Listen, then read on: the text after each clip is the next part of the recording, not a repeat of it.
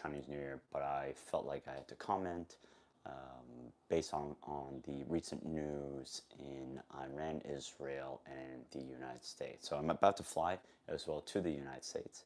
So this is kind of timely as well. I'm getting ready to leave in about 30 minutes time. So I didn't want to post something immediately on YouTube about what was going on. I wanted to sit back, analyze, see the situation, because from this channel you can expect not always going to react to whatever is going on in the world. I will kind of try and understand seriousness, the what is really going on, what are the dynamics at play. And so why don't I try to explain what's going on, the facts first. And it seems like essentially there was a preemptive strike about probably 2 p.m., 3 p.m. Yesterday time. So let's say about 12, 16 hours ago. So Israel launched a preemptive strike after a couple, I think 3 rounds of negotiations between United States and Iran on all types of things, right? Whether it's nuclear, a commitment to not escalate kind of nuclear research, ballistic missiles, standing down on its troops. There were a whole bunch of things. On the United States side, there was a bunch of things that they really wanted. Those are the things that they wanted to address. And Iran side, only the nuclear capability was the issue they wanted to discuss. And after 3 rounds of negotiations, Oman had reported that things were going well and that there seemed to be a breakthrough. And Israel, in about 16 hours ago, launched a preemptive strike. It claimed that essentially launched a preemptive strike on Iran. And then the United States joined in the fight. And then Iran replied back with drones, missiles, a bunch of stuff. So, and so Iran was attacked in many different areas. It's not clear exactly what they hit and what they didn't hit. There were a couple houses that were hit, senior leadership that were hit. Obviously, civilians were hit. And then on the Tel Aviv side, things were hit as well. But then Dubai was hit, Qatar was hit, Bahrain was hit. Jordan, I believe, was hit, in Saudi Arabia was hit as well. So other Gulf states were also hit by Iran. Iran claimed that they only targeted military U.S. bases in those particular areas, those specific countries, and that was the issue, and that's the claim. Obviously, some civilian deaths as well, but that was a claim. International reaction, it ranges, right? Obviously, I think some states that are closer to Iran has said, blames United States and Israel first, and says they shouldn't have attacked. The ones that are considered more traditional, United States and Israel, kind of allies, Australia in particular, Canada came out, and the EU, and kind of said, Iran led with Iran was in the wrong, and begged for or asked for de-escalation across. Switzerland was surprisingly kind of in the middle, and really didn't say anything, just called for general de-escalation. So that's interesting to see. So those are all the facts. Right now, where we stand at 7:30 a.m. Hong Kong time is there seems to be controversy whether the senior leader Khomeini, Supreme Leader Khomeini, is dead. And so there seems to be some investigation of whether, if he's dead, then that perhaps is the off-ramp for Trump and the United States to cease attacks. And then on the Iran side, they're saying, well, they're not.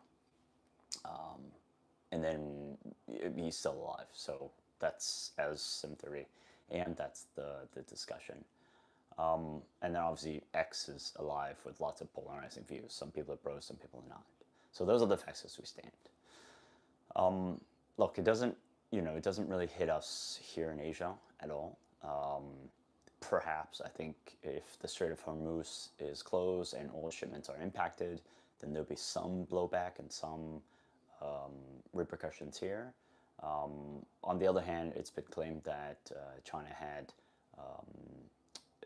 moved a lot of barrels of oil already, so that there are no repercussions here, which is a good thing if that's true. So economically, we're not as impacted.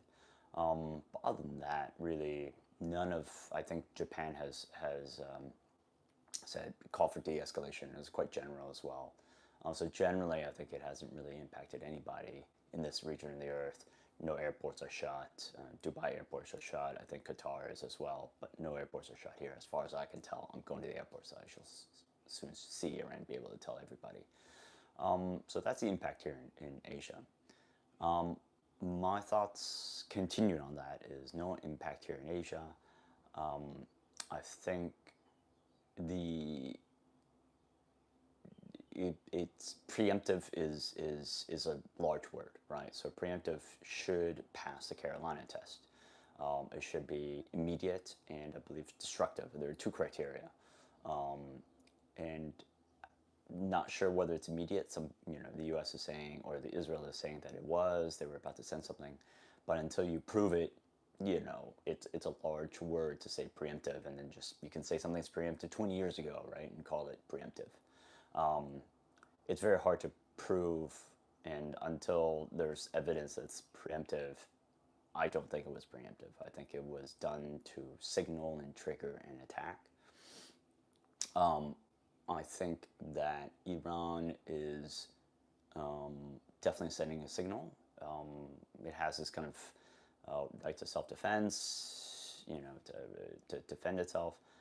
I think that it's not. It's to send a signal as well. And from my sources and what I've heard, it's to send a signal that's greater than actually the 12-day war that happened a couple months back.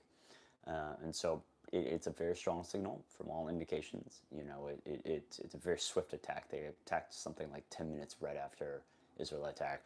They sent bombs afly. So I think they send a strong signal.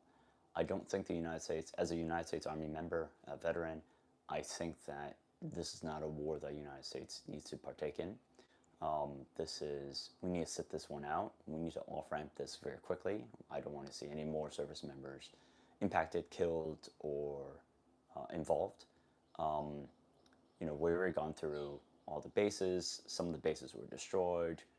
THAAD missiles, Patriot missiles have always been used as well, so stock is diminished. So it makes no sense to continue either. It makes no sense. So the war needs to stop, so the United States can remain strong. I don't want to claim anybody's right or wrong in this particular sense. I don't want to go as far as that because I think it's too naive. A lot of people on X like to claim who's right or who's wrong. You're in the place of right. You're from the side of right or side of wrong. You've seen so many victors from history then claim their side is right, right? And really, whoever is victorious usually claims the right is right. This is not what this channel is about. This channel is about analyzing what's going on, and whether my personal views of who is right or wrong makes no difference. I'm not going to try to sway you who's right or who's wrong. I'm going to present the facts to you, how I think about the situation, but I'm not going to claim whether something was right or wrong. Try to analyze the situation for you. So hopefully this will be the off-ramp. So I can see probably Iran maybe attempting one more strike across. Whether Khomeini is alive or dead, I think they want to send a stronger signal. Send a stronger signal forth over to Israel. Israel may kind of send something back as well. And then I think the United States will try to off-ramp this because it serves no one's purpose. His MO, Trump's MO, is to do something quick and get the hell out because the United States cannot fight a prolonged war. It does not have the strength to fight a prolonged war.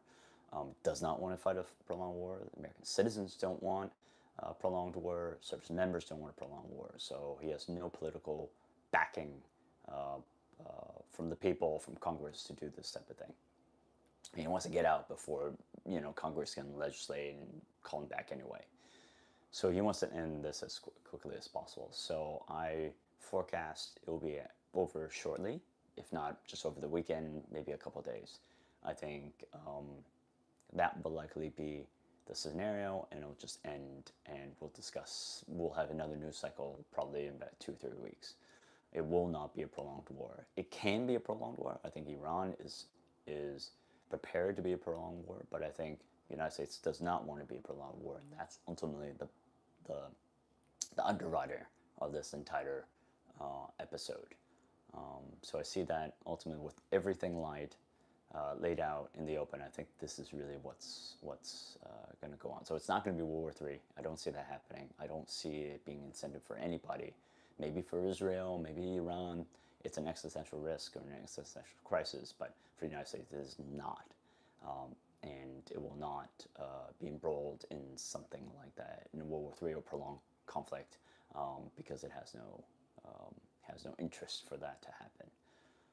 So we'll see. We'll see in a couple of days. Hopefully you enjoyed this piece of analysis. Hopefully I'm right, and hopefully the skies will open up again, and everything will go back to normal shortly.